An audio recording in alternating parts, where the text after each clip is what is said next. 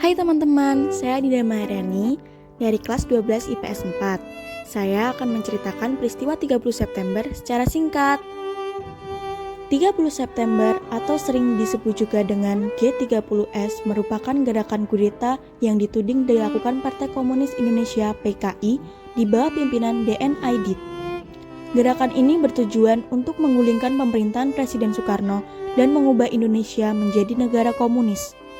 Pada 1 Oktober 1965 dini hari, Letkol Untung yang merupakan anggota Cakrabirawa atau pasukan pengawal presiden memimpin pasukan yang dianggap loyal pada PKI. Gerakan ini mengincar perwira tinggi TNI AD. 3 dari 6 orang yang menjadi target langsung dibunuh di kediamannya, sedangkan lainnya diculik dan dibawa menuju lubang buaya. Jenazah mereka ditemukan selang beberapa hari kemudian.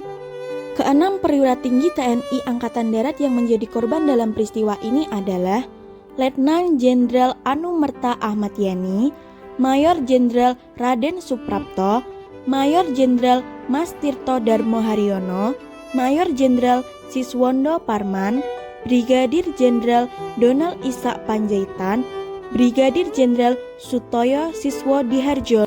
Sementara itu, Panglima TNI AH Nasution yang menjadi target utama berhasil meloloskan diri, meski putrinya Ade Irma Nasution tewas tertembak dan ajudannya Letu Pierre Andreas Tenden diculik dan ditembak di lubang buaya. Keenam jenderal di atas beserta Letu Pierre Tenden kemudian ditetapkan sebagai pahlawan revolusi sejak berlakunya UU nomor 20 tahun 2009. Gelar ini juga diakui sebagai pahlawan nasional. Selain itu, 3 orang lainnya juga menjadi korban pembunuhan di Jakarta dan Yogyakarta. Mereka adalah Brigadir Polisi Ketua Karel Satsuit Tubun, Kolonel Katmoso Darmo Kusumo, Letnan Kolonel Sugiono Mangunwiyoto. Setelah peristiwa G30S, Presiden Soekarno memerintahkan Mayor Jenderal Soeharto untuk membersihkan semua unsur pemerintahan dari pengaruh PKI. PKI kemudian dinyatakan sebagai penggerak kudeta dan para tokohnya diburu dan ditangkap, termasuk DN Aidit yang sempat kabur ke Jawa Tengah.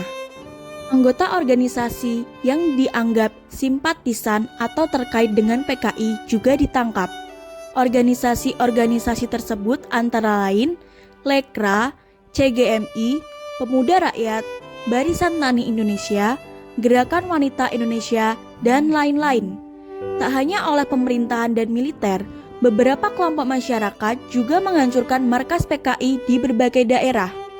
Pada akhir 1965, diperkirakan sekitar 500.000 hingga 1 juta anggota dan pendukung PKI diduga menjadi korban pembunuhan, sedangkan ratusan ribu lainnya diasingkan.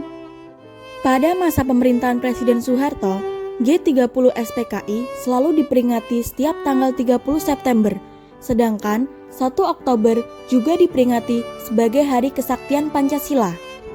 Kemudian, sejak Presiden Soeharto lengser pada tahun 1998, film garapan Arifin C. Noer tersebut berhenti ditayangkan oleh TVRI. Hal ini terjadi setelah desakan masyarakat yang menganggap film tersebut tidak sesuai dengan kejadian sebenarnya.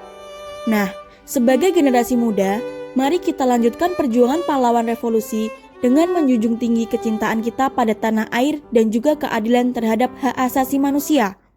Kewajiban kita semua menegakkan keadilan, kebenaran, kemerdekaan. Tidak ada yang ragu-ragu. Kami semua sedia juga mengikuti jalan kamu. Jika memang fitnah mereka itu benar,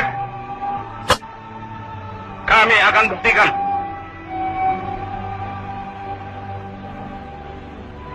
Rekan-rekan, adik-adik saya sekalian,